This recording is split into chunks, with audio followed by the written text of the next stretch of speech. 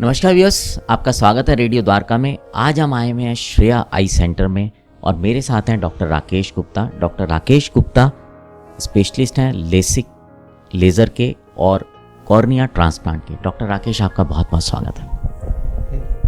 Doctor Rakesh, मोतियाबिंद या cataract एक ऐसी चीज़ है जो बहुत आम होती जा रही है।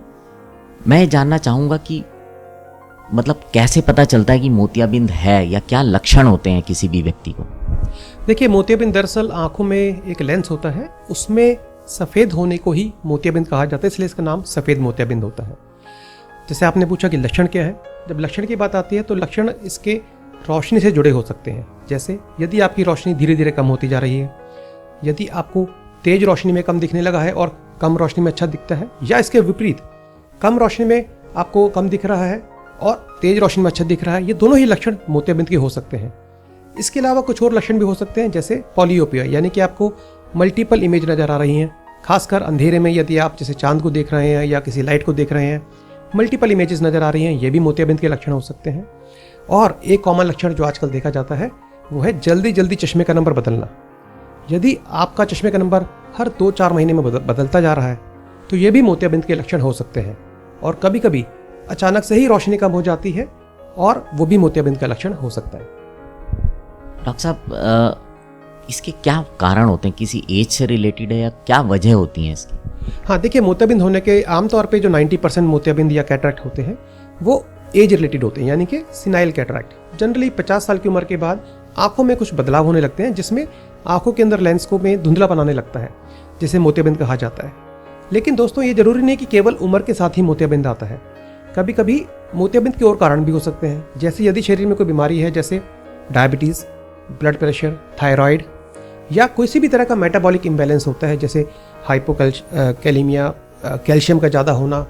बहुत तरह के ऐसे कारण होते हैं जिसमें मोतियाबिंद हो सकता है। कुछ कारण ऐसे भी होते हैं जो इलाज से जुड़े होते हैं, जैसे यदि कोई व्यक्ति स्टीरॉयड का सेवन कर रहा है किसी भी कारण में। स्टीरॉयड आमतौर पर दिया जाता है बहुत सारी बीमारियों में, जैसे अस्थमा में दिया जाता है, एलर्जीज में दिया जाता है, और पीछे कोरोना काल में कोरोना में भी काफ़ी स्टीरॉयड का इस्तेमाल हुआ। स्टीरॉयड से भी मोतियाबिंद हो सकता है, और कुछ और दवाइयाँ भी हैं जिनसे मोतियाबिंद शुरुआत हो सकती है। इसके अलावा यदि आंखों में चोट लगी हो, कभी कोई पहले ऑपरेशन हुआ हो, उससे भी मोतियाबिंद हो सकता है। और कभी कभी यंग एज में भी मोतियाबिंद हो जाता है, जिसके पीछे और कोई कारण नहीं होता, सब कुछ ठीक होने के बाद भी मोतियाबिंद हो सकता है। आपने बोला यंग एज में, तो क्या बच्चों में भी मोतियाबिंद पाया जाता है? बिल्कुल हाँ, बच्चों में भी कैटरैक्ट हो सकता है। खासकर यदि बच्चों में किसी तरह की बीमारी रही हो, आंखों में चोट लगी हो, तो मोतियाबिंद हो सकता है। कभी कभी देखा जाता है कि जब बच्चा पैदा होता है तो भी उसकी आंखों में मोतियाबिंद हो सकता है। बिल्कुल, जब बच्चा पैदा हुआ है, वो दरअसल जब देखा जाता है यदि गर्भ के समय माँ को कुछ बीमारियाँ रही हों, जैसे यदि डायबिटीज़ है या कुछ इन्फेक्शंस होते हैं जो टॉर्च ग्रुप में आते हैं, टॉक्सोप्लाज्मा, रूबेला, या माँ के गर्भ के समय किसी तरह का न्यूट्रिशन डेफिशिएंसी रही हो, तो भी मोतियाबिंद हो सकता है। अच्छा डॉक्टर साहब, एक चीज़ जानना चाहूँगा। ये तो हमने बात की कारण क्या हो सकते हैं, क्या लक्षण हो सकते हैं, इसमें ट्रीटमेंट क्या है? मतलब किस तरह से इलाज उपलब्ध रहते हैं? एक तो सर्जरी, क्या इलाज है इसका? देखिए, बिल्कुल आपने सही कहा। इलाज से संबंधित बहुत सारे मिथ्स हैं हमारे सोसाइटी में। पहली बात तो मैं क्लियर करना चाहूँगा कि मोतियाबिंद का कोई मेडिकल ट्रीटमेंट नहीं है। कोई सफल मेडिकल ट्रीटमेंट आज तक नहीं हो पाया है। बहुत रिसर्च हुई है, लेकिन यदि एक बार मोतियाबिंद आँख में बन गया तो वो प्रोग्रेस ही करता है, धीरे धीरे बढ़ता जाता है। जब हम इलाज की बात करते हैं तो दोस्तों केवल ऑपरेशन ही इसका इलाज है। ऑपरेशन करके जो लेंस जिसमें सफ़ेदी आ रही है, उस लेंस को बदलना अनिवार्य है, और उसको जब बदलना है तो एक तरह का ऑपरेशन होता है जो टेक्नोलॉजी से आजकल यूज़ करके केवल 10 से 15 मिनट में किया जा सकता है।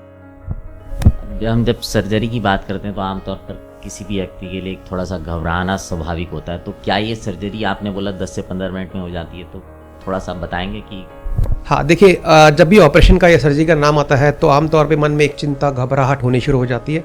तो दोस्तों, मैं बताना चाहूँगा कि मोतियाबिंद का ऑपरेशन इतना इवॉल्व हो चुका है, इतना इवोल्यूशन हो चुका है कि आज की डेट में बिना इंजेक्शन के, बिना टाँके के, बिना चीरे के 10 से 15 मिनट में ऑपरेशन को किया जा सकता है। इसका मतलब ये नहीं है कि ये कोई बच्चों का खेल है। इसमें बहुत टेक्नोलॉजी यूज़ होती है, एक्सपर्टीज यूज़ होता है। लेकिन जब हम पेशेंट एक्सपीरियंस की बात करते हैं तो ये walk in walk out surgery होती है। पेशेंट आता है, 15 मिनट में जनरली ऑपरेशन हो जाता है, जो रूटीन कैटरैक्ट सर्जरी होती है, और उसके बाद पेशेंट को डिस्चार्ज कर दिया जाता है। अगले दिन से पेशेंट को रूटीन एक्टिविटीज़ चालू कर सकता है, कुछ प्रिकॉशंस लेते हुए। तो दर्द से घबराने की जरूरत नहीं है दोस्तों, ना दर्द होता है इसमें, ना ब्लड निकलता है, ना टाँके, ना चीरे।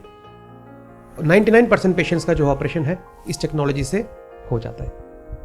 डॉक्टर राकेश, बहुत बहुत धन्यवाद। आपने अपना समय दिया, बहुत अच्छी जानकारी दी और बहुत ही सरल शब्दों में बातों को समझाया।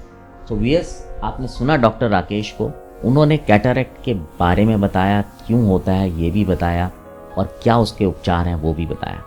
उम्मीद करता हूँ ये जानकारी आपके लिए लाभदायक होगी। अब आपसे विदा लेते हैं, बने रहें रेडियो द्वारका के साथ।